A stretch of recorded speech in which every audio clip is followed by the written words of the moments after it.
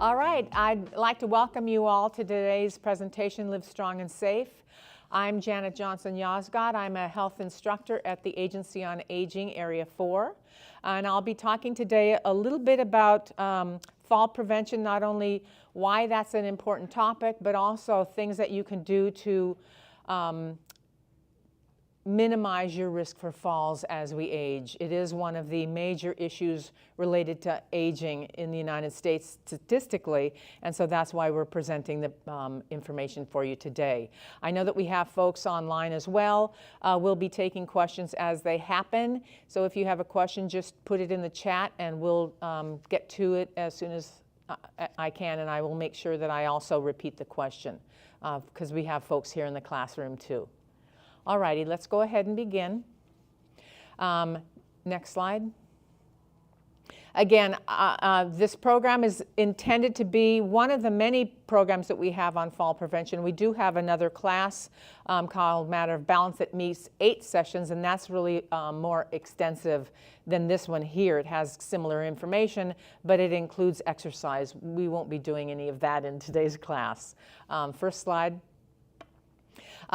I do want to start with a disclaimer first. This information is not intended to be medical advice. It should not take the place of anything that you and your physician discuss related to your health, particularly around your mobility and your risk for falling. So I do want to tell you that that's part of our program disclaimer.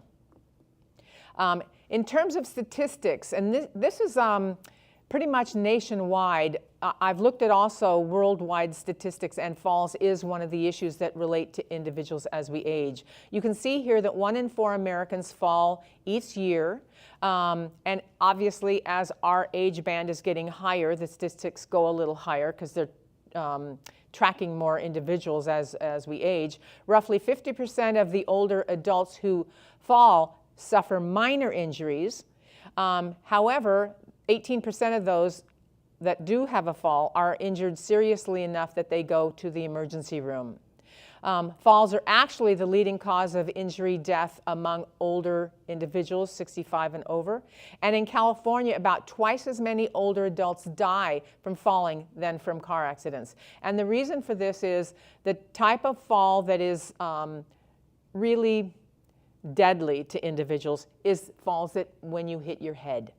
So I'll be talking a little bit about strength exercises that you can do. So if you do have a little slip, you know how to catch yourself and you know how to fall properly. The statistics show that baseline right now in 2018, there were 52 million older adults. In 2030, there's going to be 73 million individuals over 65 and over. Our age band is the most rapid growing age band in terms of moving into that age group. So statistically, that's why fall prevention is so important, because there's so many individuals starting to get to the age of 65 and over. And it will just continue to build as we reach years to come.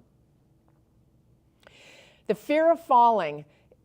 I just wanted to have a little show of hands for the folks. How many of you have fallen and perhaps are fearful of falling? That's what brought you here to the presentation today. Okay. Okay. I've fallen myself as well. Fear of falling is a lasting concern about falling that may cause you to stop doing activities that you normally do. The fear of falling can increase your future risk for falls. It may prevent you from taking part in normal daily living activities and social events. It may make you feel isolated, and it can cause feelings of depression. And this is with individuals who are very fearful about falling, and they start to stay less and less active. So they go outside less and less. So that's one of the other reasons that we talk about fear of, or fall prevention, is we don't want individuals to isolate themselves as they age because they're afraid they're going to fall, when actually falling is not necessarily a normal part of aging. Individuals can age quite nicely without ever having a fall. The dangers of falls, really the bad news, it's the greatest risk of independence is if you have a fear of falling. Generally individuals who are frail, who have a hard fall, it can result in a broken bone, and unfortunately for some individuals, in terms of recovery, then they go into a nursing home, of which some individuals never leave. So that's really what we're looking at in terms of statistics. Fall prevention, the good news is that while you can't prevent all falls, you can reduce your chance of falling. And that's what I'm going to talk about today. The types of fall risk factors related to falls, there are physical risk factors, which is changes in your body, natural changes as we age.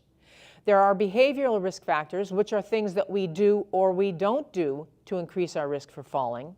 And then there's environmental risk factors, which are the hazards in your home and in and around your community. Now, I want to talk now about probably the most important thing that we can do as we age.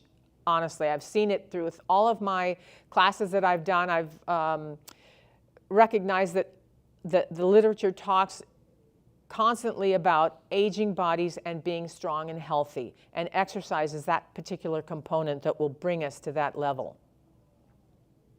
Why do we want to keep moving? Well, physical movement, exercise, maintains our independence, it prevents further disabilities, and it prolongs the meaningfulness of life.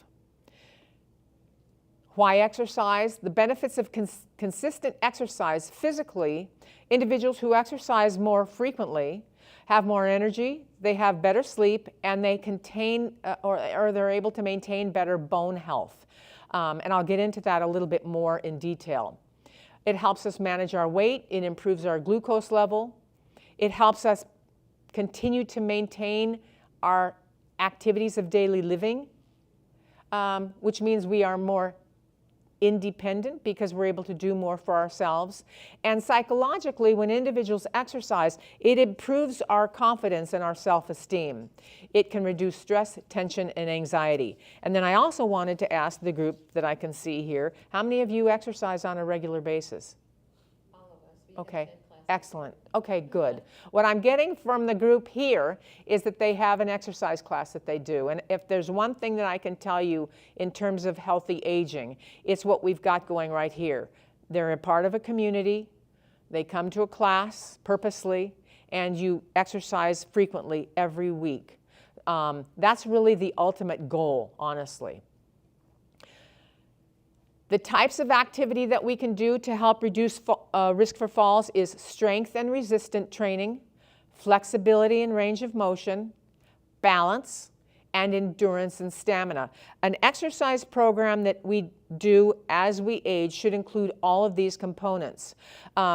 As we age, the Centers for Disease Control pretty much indicated that individuals 65 and over should exercise about 150 minutes per week.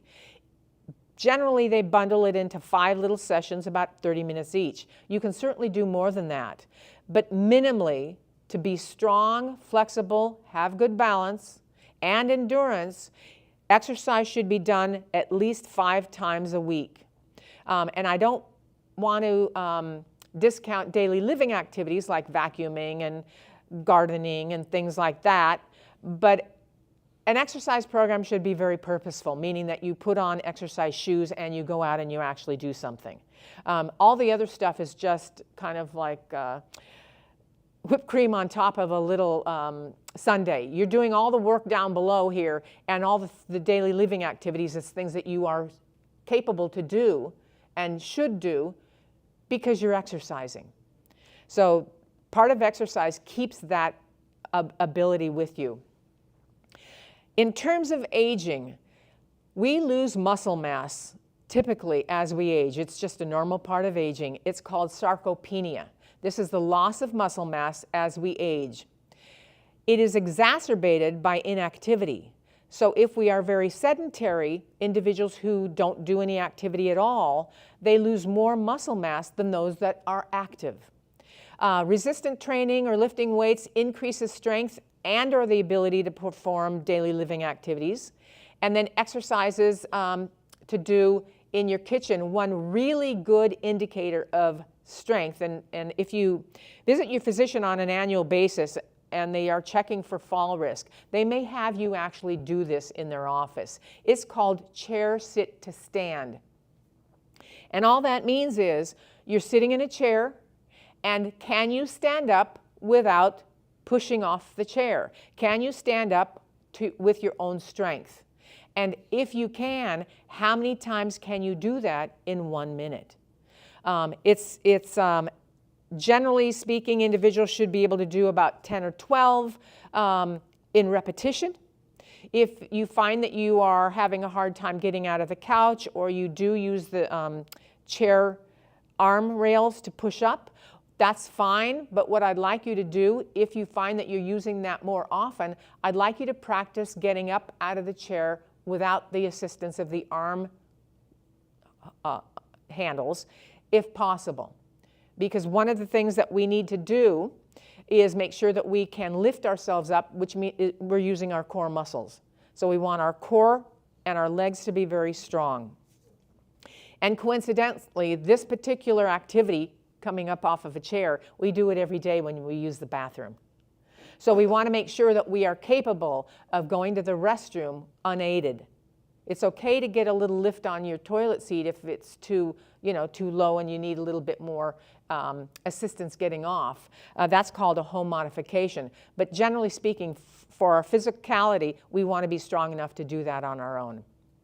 Flexibility is another part of exercise that we need to pay attention to, particularly related to fall risk.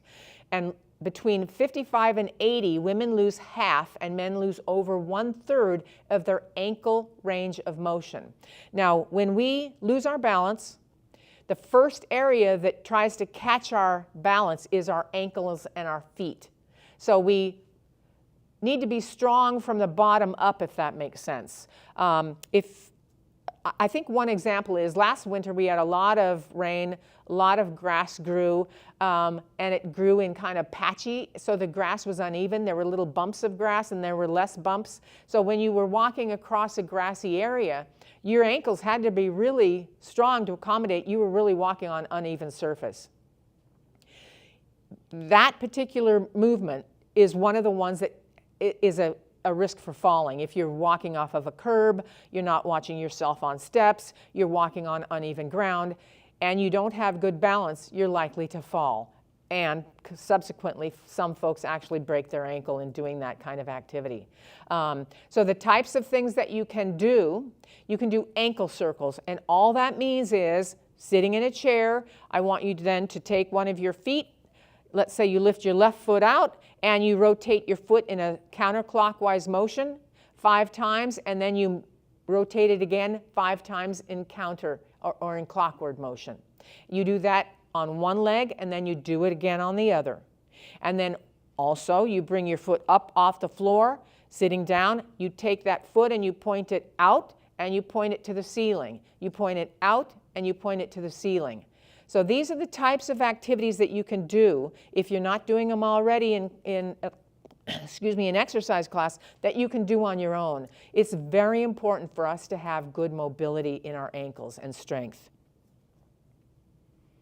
Now, balance. Good balance means being able to control and maintain our body position, whether we're moving or remaining still. If you feel unsteady, that's one of the things you want to let your physician know, is that all of a sudden you start to feel a little bit more unsteady than you have in the past. Oftentimes what they'll do is they'll suggest physical therapy, strength building activities for you in a very dedicated program, and then once you learn these, you can go ahead and do them on your own. So any change at all that you notice, you want to let your doctor know.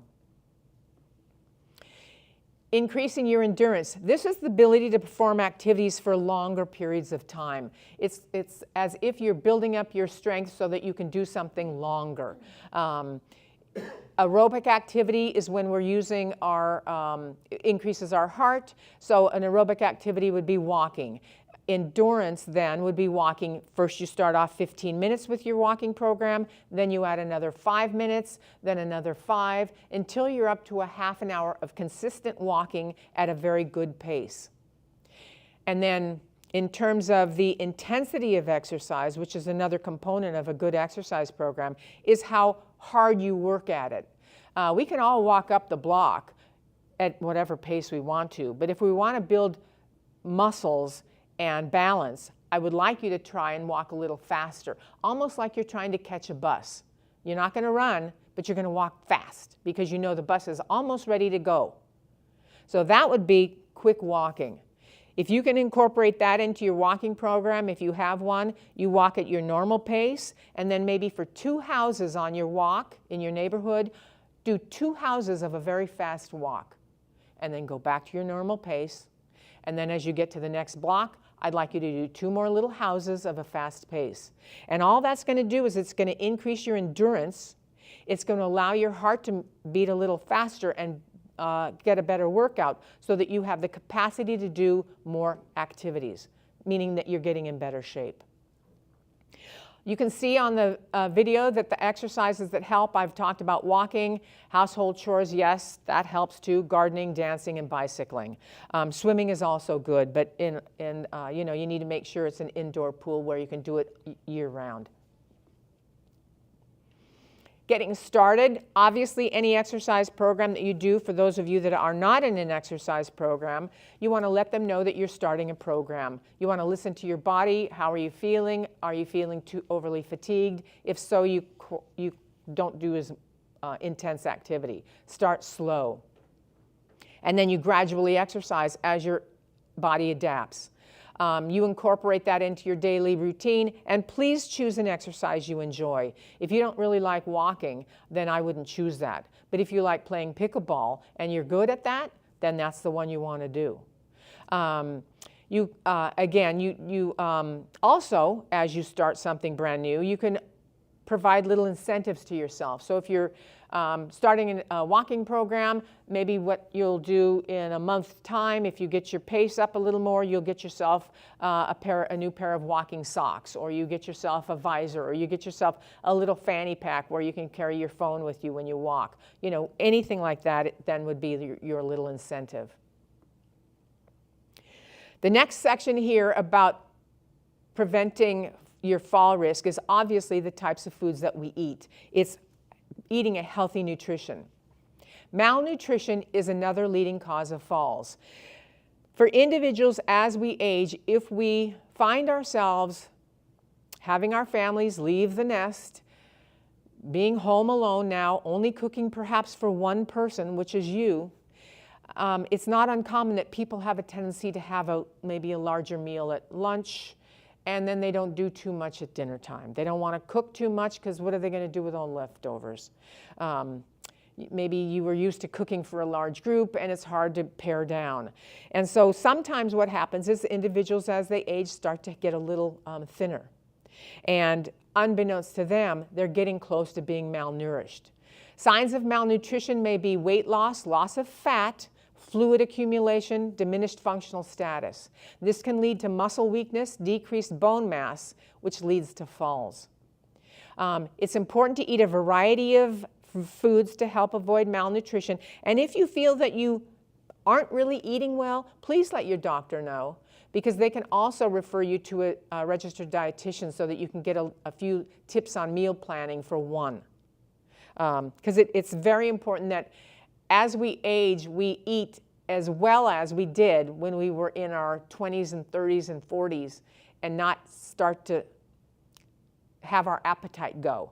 Because if you're not hungry, more likely you're not going to eat as well as you did. And it's not uncommon that the less you eat, the less hungry you will actually get.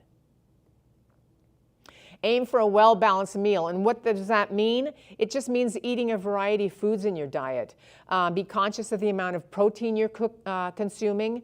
Eating more lean meats, beans, eggs, all of these are excellent. Vegetables have a lot of vitamins and minerals in them that we need. We need crunchy vegetables, we need green vegetables, we need all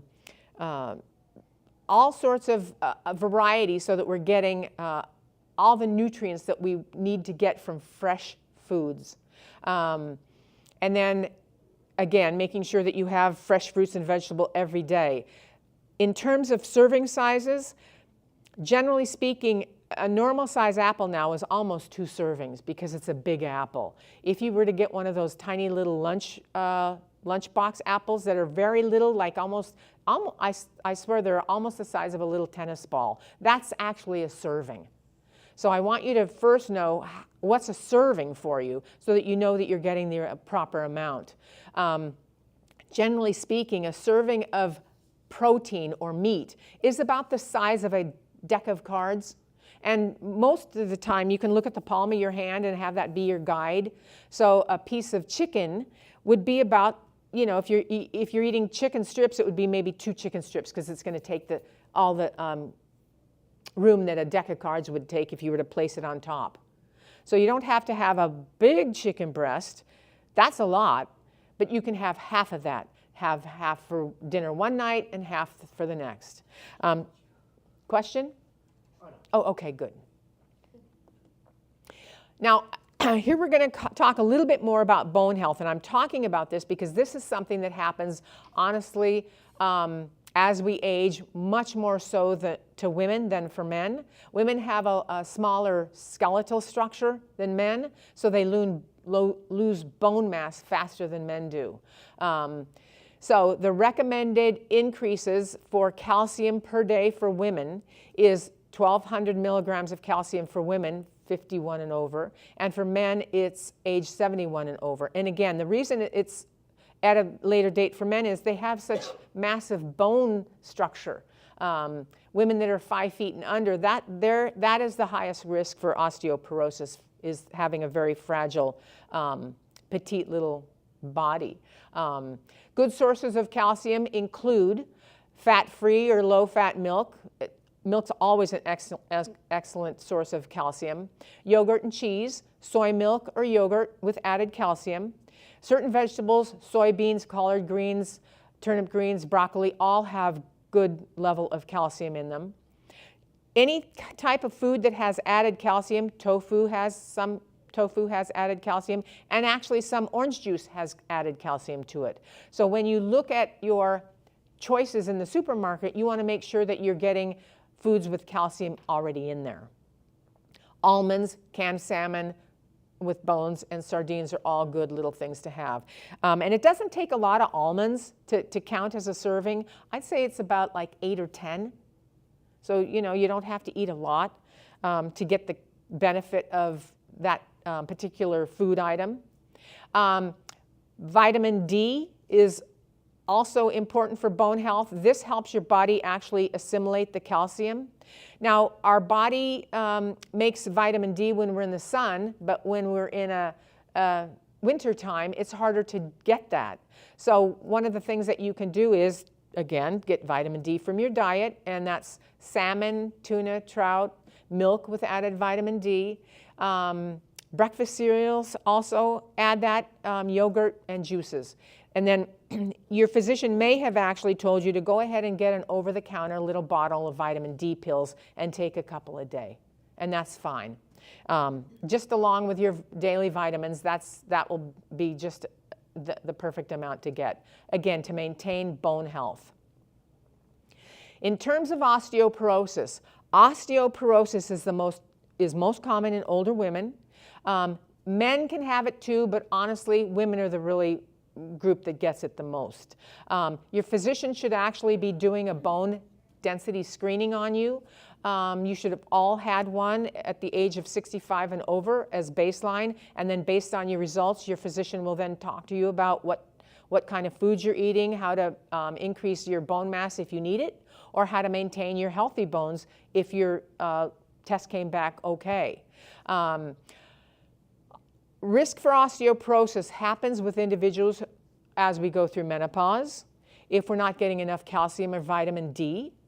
Having certain diseases or taking certain medications can also decrease the incorporation of vitamin D and calcium, so our bone loss increases.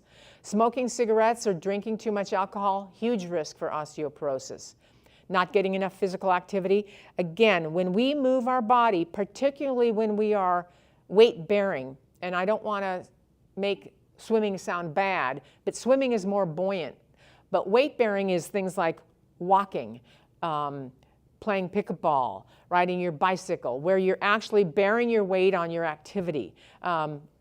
Water is more buoyant. It's good for our flexibility and our muscles, but it doesn't help our bone density as much as weight bearing.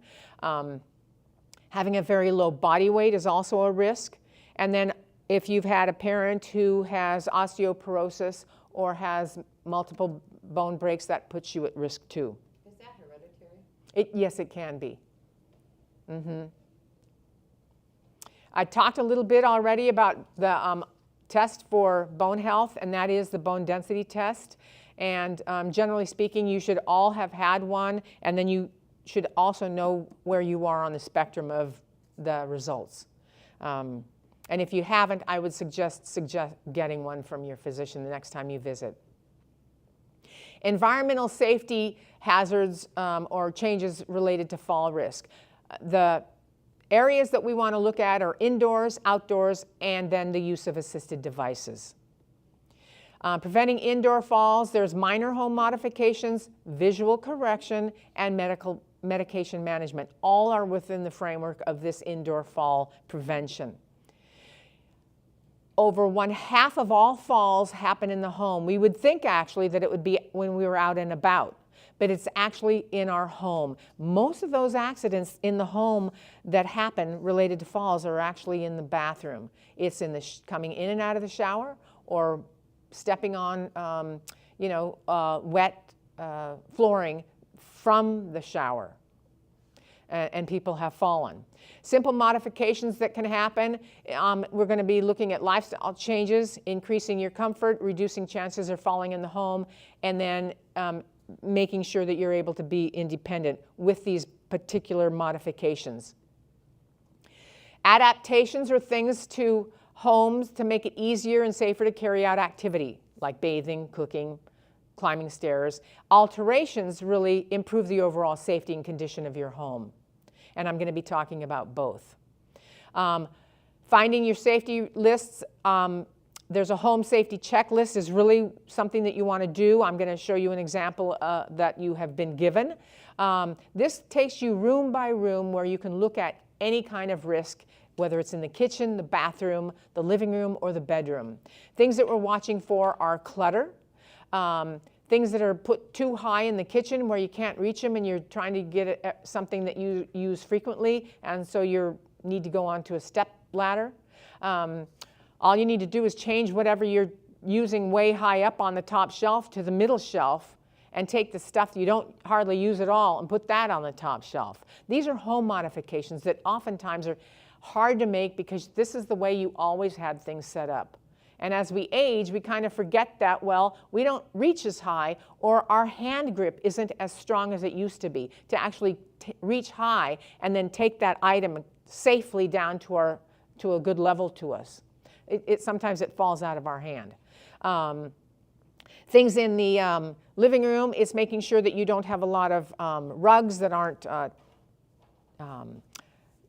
tacked down, or that they don't have a good backing on them. And in the bathroom also, things that like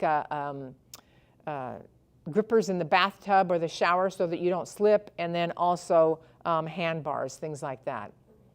So let's take a look at this. You go through the checklist, and for any no response, you act on that checklist area. Some of you, as you go through this checklist, that you may be really good. Maybe you have everything taken care of, but I will guarantee there may be a few things that you don't have taken care of. Typical home safety risks: difficulty in and out of the shower, difficulty getting on and off the toilet, climbing stairs, a dark passageway or stairway, objects in the way, too many books, too many shoes, too much clothing, in and around either the entryway of your home or your bedroom. It's very easy for us when we live alone or with just someone else to find little piles of things that we forgot to put away. And then the little pile gets bigger and bigger until now you have to get out of your way to go around it. And that's a fall risk. Slippery rugs, I've already touched on that, items out of reach. And actually, our wonderful little pets are a fall risk. If you have a sweet little dog that loves you and they're always near your feet, you really have to be careful not to back up and fall over your little pet. And cats are the same. The things you should never do with your pets is step over them, because it startles them and sometimes they get up and now you trip and fall back. That's very common. Solutions to issues related to the home. I've talked about this. Grab bars, non-slip mats, non-skid strips in the shower or tub, easily put in. You should never be using your towel rack as a safe hanger-on thing as you get out of the bathroom or the shower, because I'll tell you the truth, that towel rack was only installed to hold the weight of a towel.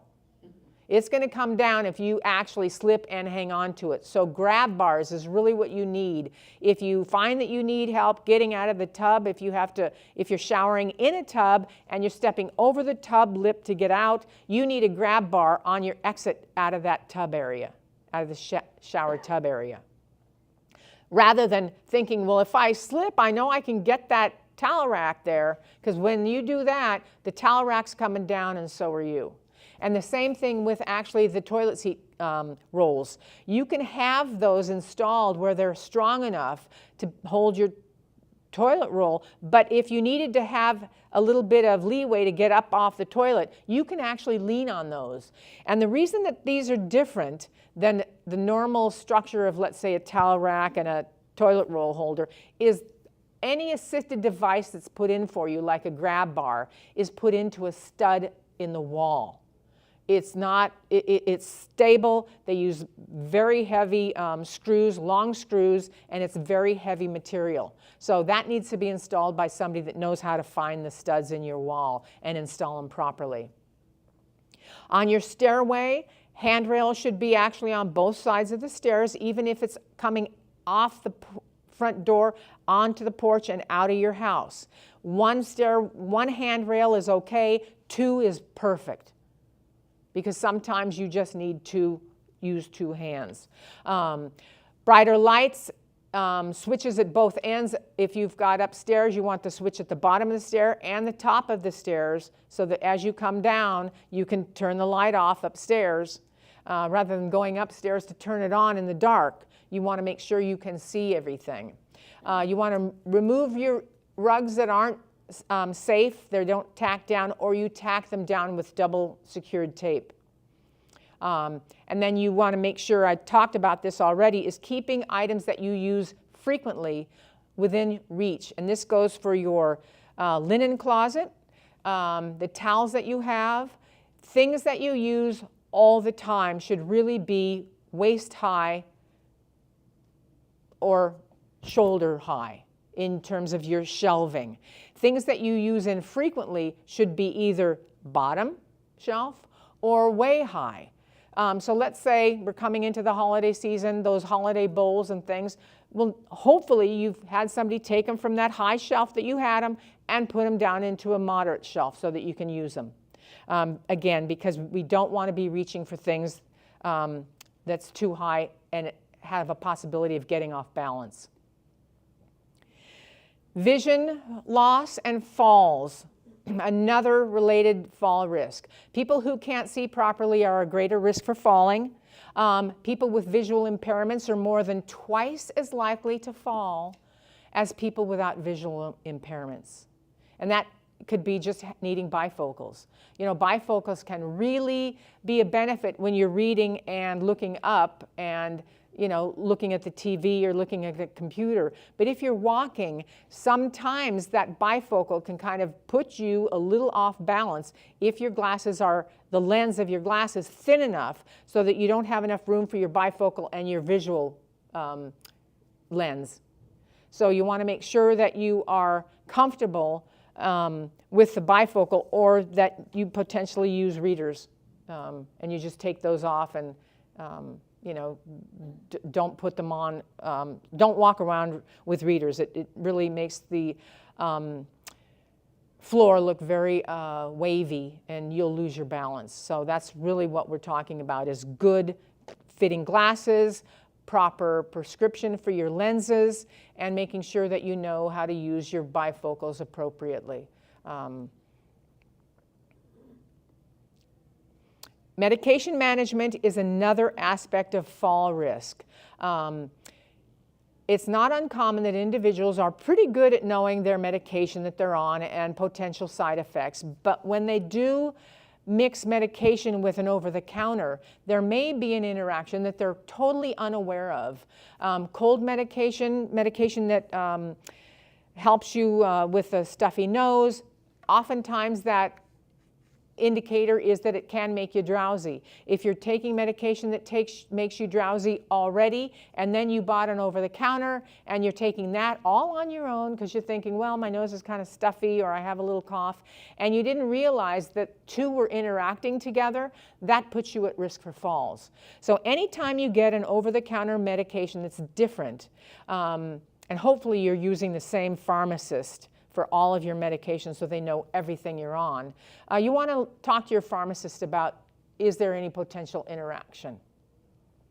Also, for individuals that are maybe on hypertensive medication and their dose may be a little high, it may make them dizzy, or maybe you need to have your medication checked. So if you have any change in your behavior or physicality related to medication you're on, please let your doctor know, particularly if it's something brand new, because potentially there could be a dosage issue there for you. And then also make sure you read all of the labels that you're given with any new medication that you get, and all the ramifications of taking that medication. Because medication can be, as I mentioned, a risk related to fall, and that's a preventable risk if you know what you're doing. Now I want to talk a little bit about preventing outdoor falls. It sounds like this shouldn't be something that you have to worry about, but you know what? As we go through life, and we've been like walking forever, because we're all walking and we've been living our lives and doing what we want to do, and we think, okay, fine, I'm going to walk right on over there and get that, and you walk on uneven grass and you didn't realize it was as bumpy as it was because it looked pretty stable to you from a distance, and you get on this uneven grass and you are kind of wobbling around because potentially you wore the wrong shoes that day. They weren't very sturdy. So watch the ground you walk on. If you're walking on pavement or sidewalk, please be aware of any cracks in the sidewalk, any piled up leaves that are on the sidewalk and that are wet based on morning dew or potentially just a recent rainfall. Those are very huge slip risk factors. I mean, you can slip on the sidewalk very easily with that. We want to walk on prescribed tracks, whether it's in the mall, in the neighborhood. You want to walk where people know you're walking. If you do walk by yourself as part of your exercise component, I would like you to tell your family what your route is, because I want people to know where you normally are during the day. If also for outdoor falls, if any of you have a mobile phone, I'd like that to be carried with you. That is your lifeline. If you were to fall, you can easily call for help with your phone. Don't ever leave that at home. That's almost as good as those little apparatuses where you say, help, I've fallen and I can't get up. So always have that with you. I talked a little bit about sidewalk cracks, tree roots, holes, things like that. Proper footwear. You always want to make sure your footwear is not worn out, meaning that the bottoms of your shoes, if you have some terrific shoes you just love, and you've worn them for a while, and this is the shoe you wear to exercise, I'd like you to check the sole of that shoe. I want to see if there's any area on the tread of that shoe that has worn down. Because the minute you start wearing down the tread of your shoe, whether it's a walking shoe, a jogging shoe, any exercise shoe with a tread on it, the minute that tread starts to fade away and you can't feel the bump, you need another pair of shoes. Because the tread is what's keeping you safe on the sidewalk. Slippery shoes without a tread, I don't want you wearing those. Those are fine to be shopping in the mall in, but when you're doing an activity, you need treads on the bottom of your shoe. And I also kind of want to talk a little bit about indoor shoes. If you use slippers inside the house, I really want you to take a look at the slippers. It should have a very solid sole on it. It shouldn't be soft material with a very flimsy little piece of rubber on it, and it should not be what I would call scuffs. You know how you just put your foot into it and there's nothing on the back of your heel? Those are very dangerous for people when they walk around in those. That's probably one of the other fall risks for inside the house is bad slippers. So I want you to wear slippers that actually have a back to them, almost look like a little shoe. And then if you're going to wear socks in the house, I want you to put those socks that have the little grippers on the bottom.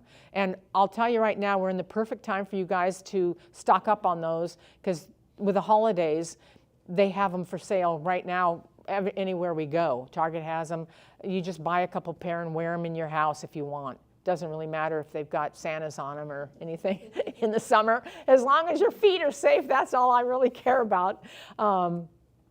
When you're walking, if you have a walking program and you're walking in your neighborhood, I really want you to be very conscious about traffic. I want you to cross the street at cross areas at the end of the block. I don't want you running in between the, at the edge of the block because you think, oh, it's time for me to turn around and I'm going to do it now. Always wait for the light and make sure, particularly with lights, if there's a green arrow turning this way, please make sure that you make sure there's no oncoming traffic to your left. I'll tell you this, I walk for my exercise and I walk every morning. And people are in a hurry in their car. They don't really watch out for you. You have to really do that for yourself. Don't ever assume somebody's going to stop. Unless it's a red light, and then hopefully they will. I want to talk now a little bit about assisted devices. As we age, it is not uncommon that if we are having difficulty with our balance or our hip, a knee, we may be given an assisted device by our physician. This would be, let's say, a cane. It would be a walker. Any kind of assisted device that you're given by your physician, I want you to use it. Worst thing of all is if you're given something and it just stays in your house. The things I talked about in terms of an assisted device in your home are the things that you have installed. I talked about the grab bars. I talked about the reachers. That you can use to reach things up high, but only very lightweight things will those reachers be good for. Almost like just in the linen closet. They really hardly take anything out of the cupboard in the kitchen. Floor-to-ceiling grab bars is an assisted device. And then obviously those little switches that can come on and off in your home automatically. So you can have all sorts of new devices in your home done. But if you are given a cane or a walker, again, it should be fitted to you so that it's the proper length for your stature, and then you use it as you need it. Okay, don't just put it away. I had one little lady come to a little class of mine, and she mentioned that she had a little wheelchair, and she told me that she fell and she hurt herself actually bad. She actually still had a little bruising on her face, and it was a bad fall. And she said, yeah, my son told me that I should be using my walker. And she said to me, well, I told him, I don't want to look old. I'm not that old.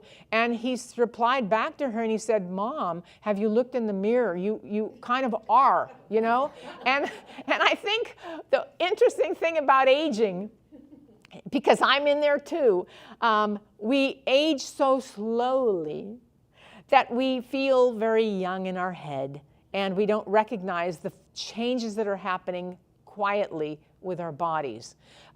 We can't pivot the way we used to. You know how you could walk fast and you pivoted it around because somebody called your name? Well, we can't do that as fast. That's why people fall. And I also want you to recognize that if you are a little fast mover, you know how some people just move around fast? Please slow down. That's another every time I teach these other classes that I have, somebody said, yeah, I fell down because I was walking too fast. I was taking out my trash and I was trying to do it before class and I fell down. And the person hurt themselves. They actually had to go get a little stitch in their arm. She thought she was okay, but it didn't really heal well. And then she went and they said, no, it needs a stitch. You kind of hurt yourself when you fell on the asphalt. So please be careful. Part of aging is recognizing where we are. I don't want you to just give up, because I talked a lot about exercise and being independent, but I do want you to recognize your capability and to be cautious. If that's the best thing you can be, is cautious and keep fit and agile, that's exactly where you want to be.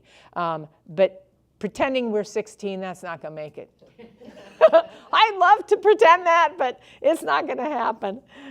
In conclusion, these are takeaways from this little presentation.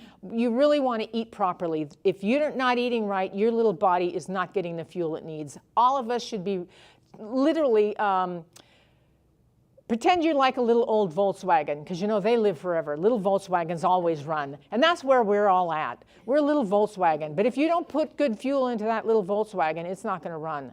So we need good fuel, just like that little Volkswagen. We need exercise for strength and stability. You need to use the little Volkswagen often so the engine runs. You can't just put it in the garage and let it sit. We can't just go home and sit on the couch and watch TV. We got to move around. You need your preventive screenings for osteoporosis. The little Volkswagen needs to be taken to the shop for a checkup once in a while, make sure its oil is fine. We assess our surroundings for hazards, make sure that our medications are appropriate, and we take them as needed, exactly the way they're given. If you're on hypertensive medication and you skip, no, you can't take 2 the next day. You know, you don't mess around with that. We talked a lot about the modifications that you can make if you need to in your home, outdoors, being very vigilant outside, and your personal safety. Make sure that your vision screenings are up to date, your medications, you are well aware of any interactions with them, and then if you have an assisted device, you use it. If you don't have one, that's fine, but I do want you to talk to your doctor every time you see him on an annual basis. They should be asking you, did you fall? I don't want you to say no when you actually did, because you didn't really think slipping off the curb and falling down was a big deal. It was just an itty-bitty fall. You didn't hurt yourself. A fall is a fall. And all that lets the doctor know is, yes, you need a little bit more help with stability, and it could be physical therapy. It could be, you know, an exercise plan based on your ability. So you want to make sure that they know how healthy you are in all aspects of your life. And then if a fall does occur, I already talked about making sure you have your phone with you. You want to check for injury. So literally you think to yourself, okay, you fell and now you are on the ground and you're all on the ground. You're not sitting up, you're just kind of laying down. I want you to kind of move your little feet, move your legs, move your hands, move your shoulders, move your head side to side. Can you do it? Do you feel like you hurt anything? If not, stay there. If you feel like you did hurt yourself, stay the way you are. If you think you're doing okay, gradually sit up. Okay? If you do feel you hurt yourself, call for help. That's when you got your little phone. You call somebody. If you did fall down and you kind of knocked your head, I really want you, even if you were able to get up, but you thought to yourself, you know what, I banged my head a little bit on that edge of the tub there. I'm a little nervous. Please call your doctor. You want to go in and make sure that you don't have a concussion. Because again, you may feel fine, but you're kind of not on the inside. And then any changes that you have in terms of healing, you know, if your doctor recommends it, you'll have physical therapy so that you are healing better. Consequences can occur with a fall and some things just happen just because it does. But most of the time we can really keep from falling if we're very vigilant and very careful. So hopefully the information that you have had given you today kind of bubbles up a lot of the information that you already knew, and you learn some things that you thought, well, gee, I didn't know that. Or maybe in relationship to your home, you will start to make changes in your home so your home is a little safer and that you're not at risk at home. Any questions at all? So do you have any tips at all? Because I know most seniors say, I fell and I broke my hip. Is there like a way you can say like, don't lock your elbows, don't do this, certain tips that they can try to avoid that? Okay. Her question was, is there any tip for falls if somebody, let's say, already had, let's say they had hip surgery? Because, you know, having hip surgery makes you really sensitive to that hip, or knee surgery. Or even if you did break your hip and now you've healed and you're frightened that you're going to fall again. Generally speaking, when you fall, and this is kind of hard to demonstrate, but if you were to fall forward, it's recommended that you splay your fingers and you fall this way, so that as you go, this part of your hand is going to the ground first. You can see that you're keeping your head away from the ground, so that if you were to fall, you fall like this. And then generally speaking, if you were to fall, the second part that comes down kind of are your knees. It's just taking the brunt of the your body weight. So it's generally here and then down here. You won't get too much here. If you were to fall back, so you're stepping back and you're finding that you're falling this way, they recommend, and this is not easy to do because falls, for the folks in here that indicated they did have a fall, it happens very fast like this. But if you practice on your bed, falling like this on your bed, you can just be standing near your bed, and all I want you to do is just fluff down on top of the bed. Make sure you don't hit your mouth, but just practice and keep your hands splayed. That's why another part of being healthy and keeping your body strong is actually doing wrist exercises as well. So if any of you have those exercise balls, that are round, go ahead and continue to do that, because it will strengthen this and this. Because we don't want to fall this way, we want to fall this way. So it goes this much is on the ground.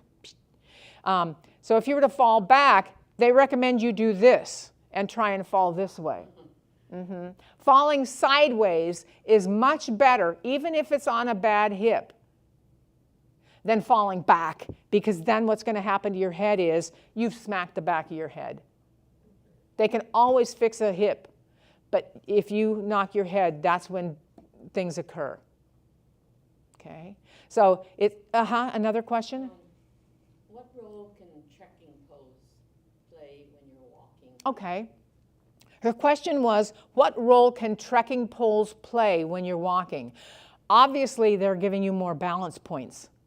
So besides just having your own 2 feet to keep balanced, if you lose your balance, you can use one of the poles to keep yourself erect and keep from falling. Plus, one of the nice things about using poles is when you walk, generally without a pole, you're walking like this. And most of the strength training that's coming, or the activities of your muscles, are the lower part. It's the high thigh and so on. When you use trekking poles, now you're doing this. So you're increasing your cardiac output, meaning you're getting more bang for your exercise with the arm movement, and you're strengthening this part of your arm and this part too, and your wrists. So trekking poles, while it's helping you exercise and maintain your gait, it's also strengthening your body in different areas that you normally wouldn't get if you weren't using them. But also in terms of losing your balance, you can use that to catch yourself before you go down. Okay? And so trekking poles are very good. Yeah, if you know how to use them. Yeah, because you don't drag them behind you, and you really use them purposely, and make sure that you lift them up. And if it's you're going through like a little pathway and there's got a lot of bushes and leaves and debris, just make sure you're not catching it on stuff, because you can do that and then all of a sudden the pole gets stuck on something and it does throw your balance off. Again, it's being very vigilant. When we exercise on our own, even with pairs or out in the community, in the universe, we do have to be very careful of our environment. And I do want to ask, of the individuals who do walk, do you have a little fanny pack that has your phone in it? And in that little fanny pack, do you have a little whistle? I do. Do you have a little bandana? I have one in case I were to fall. If I fell and hurt myself, I'd use a bandana. And then I also have a little flashlight in there. So it doesn't matter when I go on my walk, I always have that little fanny pack packed, and I have ID in there too. If you've had an old license at home and you didn't throw it away, that's what I put in my fanny pack, is my old license that's expired, because it has everything on it. It's just, you have your new driver's license, and that's in your wallet, but that one I just keep there for ID. So you want to be very well prepared. Any other questions? Okay. Well, I want to thank you very much for coming today. Hopefully you've learned a little bit more than you knew coming in, how to prevent falls. I've given you some handouts on what you can do to prevent falls, check for safety, and then staying independent. Very good information that's kind of within the framework of the presentation, but also was provided to you online as well. So with that, I'll just say thank you very much.